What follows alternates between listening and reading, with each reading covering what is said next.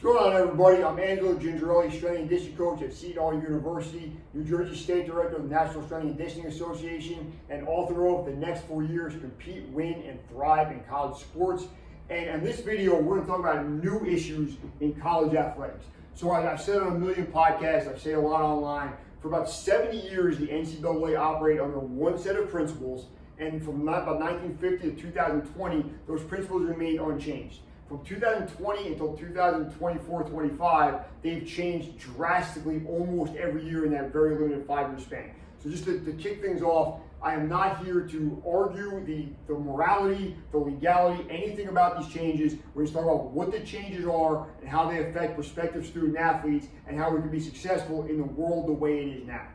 So the first thing we're going to talk about is the transfer portal for strength coaches, right? If you're a strength coach or an athletic trainer, you're dealing with this a little bit. But what I've seen at my place of employment, Seton Hall University, percentage of rookies. Up to the transfer portal era, 25% of any team were your freshmen, right? So you have 40 baseball guys, you have 10 freshmen, 10 sophomores, 10 juniors, 10 seniors. Kind of makes sense, right?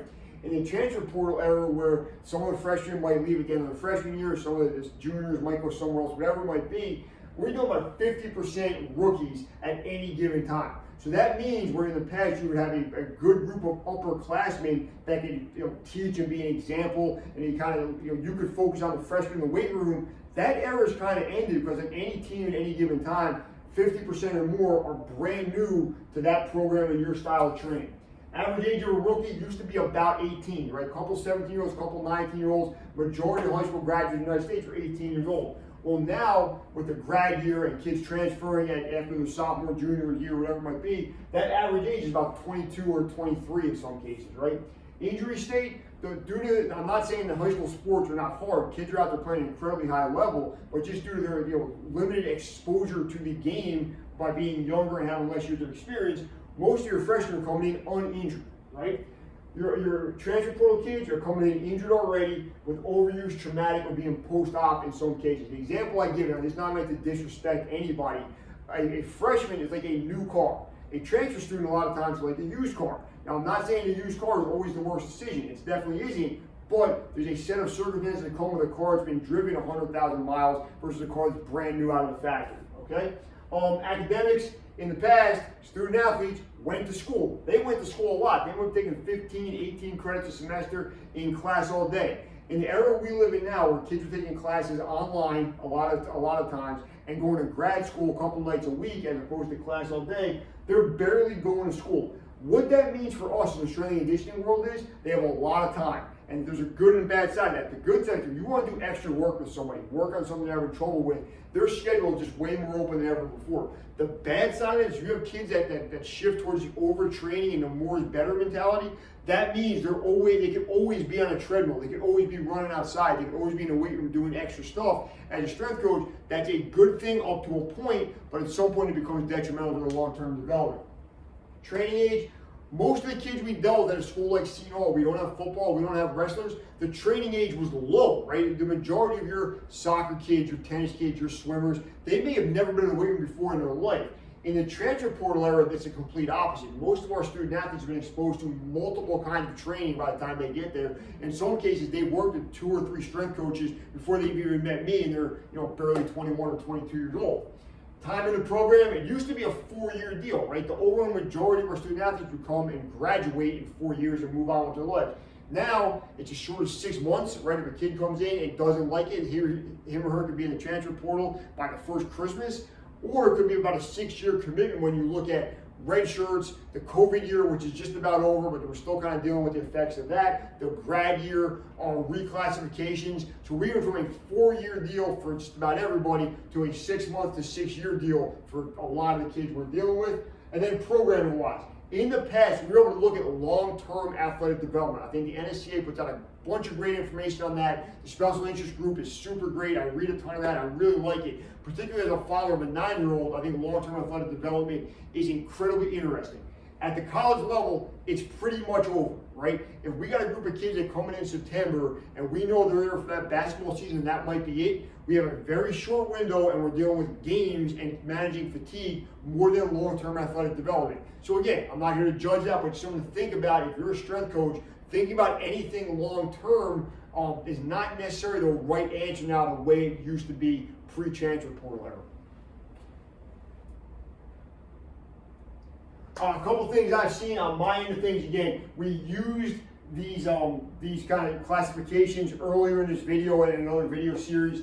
But again, if we look at our kids from our fans, right, can't put Hall at the table, our 10s are Hall of Famers and immortals in the game. Everything else falls in between that continuum, right? What I'm seeing at a school like Seton Hall are 1, 2s, and 3s. So our lower end kids that are barely hanging on, they're transferring down the level, right? They're going to either smaller D1, they're going to a D2 or a D3. It's probably a better financial decision. They can play a lot more, maybe be closer to home.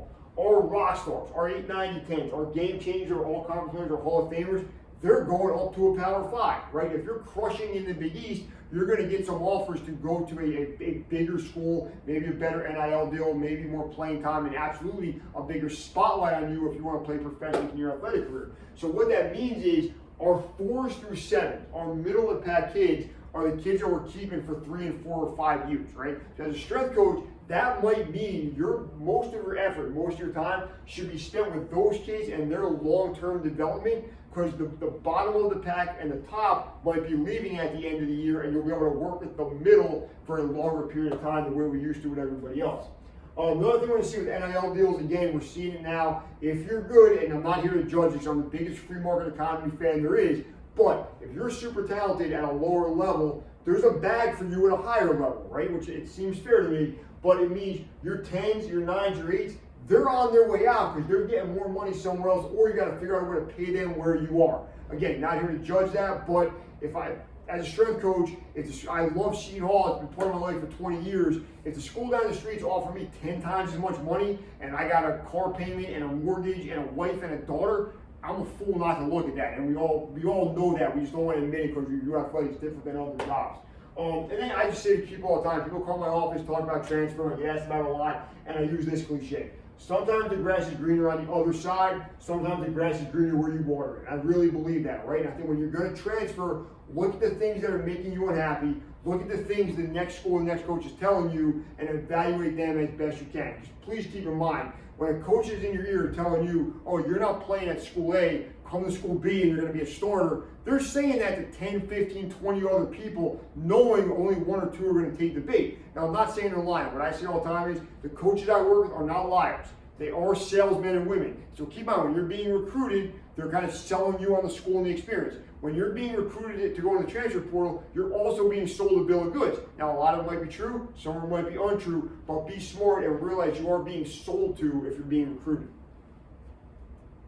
The name, image, and likeness stuff, we're going to touch on this briefly because it's changing so quickly. The good, on my side of things, I see players can be compensated fairly. So what I've said for a long time is, if you are selling out an arena and selling concessions and jerseys and t-shirts and tickets and parking passes, you probably deserve a piece of that action. I think that's fair.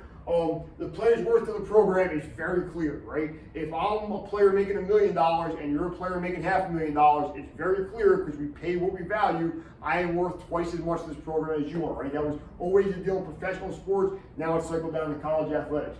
It's a more fair labor practice, in my opinion, right? I'm a big eat what you kill guy. I really believe that. So if you can demonstrate your value, you should probably be paid more than someone that cannot. And then one thing I say all the time is we're screaming nonstop, it's all about the money. It's not what it used to be. Amateurism is dead. Fine. In my opinion, there's nothing wrong with being motivated by financial gain, okay? So if you're going to give your time, your effort, your energy to something, and you want to check for that, all for it. I'm rooting for you to get the bag.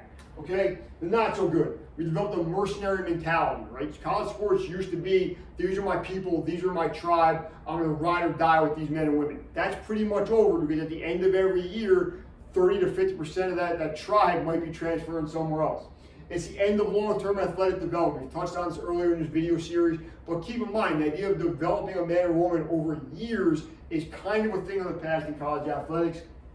Kids have constant exposure to new training methods, philosophies, modalities, etc., and it leads to mastery of none, right? So if we train, one way for a freshman year, a completely opposite way for a sophomore year, a third completely opposite way for a junior year, we can't be shocked that we didn't make massive progress in any training methodology because we've done, 3 or 4 different programs in 3 or 4 years.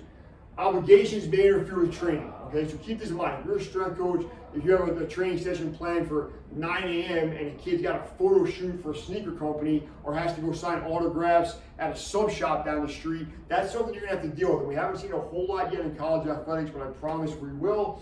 And then just keep in mind, there's alteration of the student-athlete to strength-coach relationship. So one thing I've prided myself on for decades is I'm the people's champ at Seton Hall. Kids who come in the office, talk about anything. I'm at the games, cheering for them. I want to see them succeed in any way possible, right? And that might mean coaching them up in the squat rack, but it might mean having a conversation about, one of their parents is sick and they might need to go home and miss a season.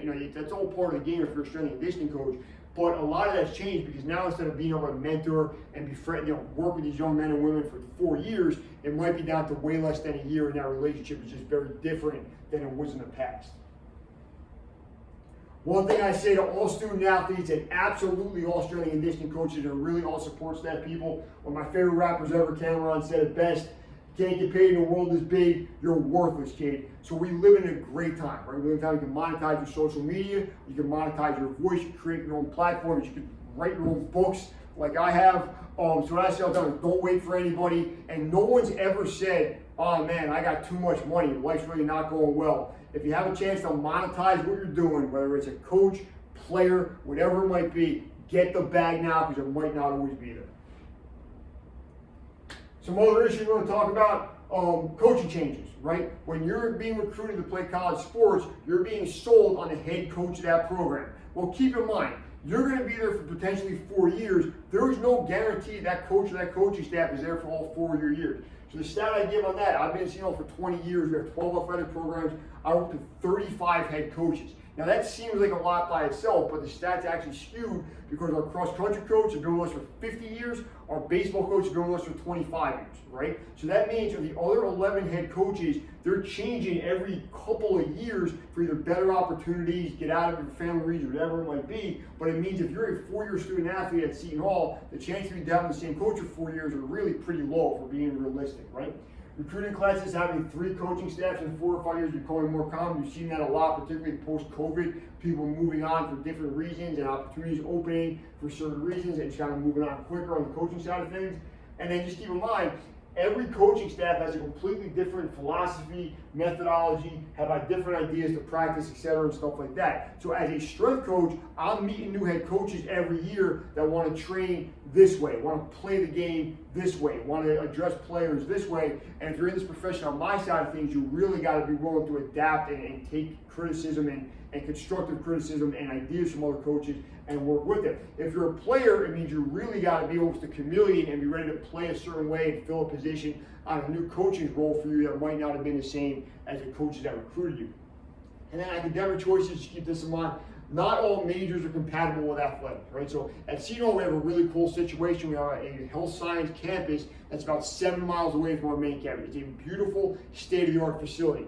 The issue is, if you're a student athlete, getting out there 5 times a week and then still being in practices and games and traveling with the team is almost impossible. So if you're being recruited by a school that has an academic program you really want to be a part of, do your research, see if it's possible for a student athlete, and see if you're going to be able to make it work before you commit to that school and get there and have to change your major and possibly alter the course of your career and life after you graduate. And then the biggest thing you do is do your research. Know what you're agreeing to, know what's available, know how to get the resources you need, and then put those wheels in motion sooner rather than later, because like I always say, address a small problem and it doesn't become a big problem.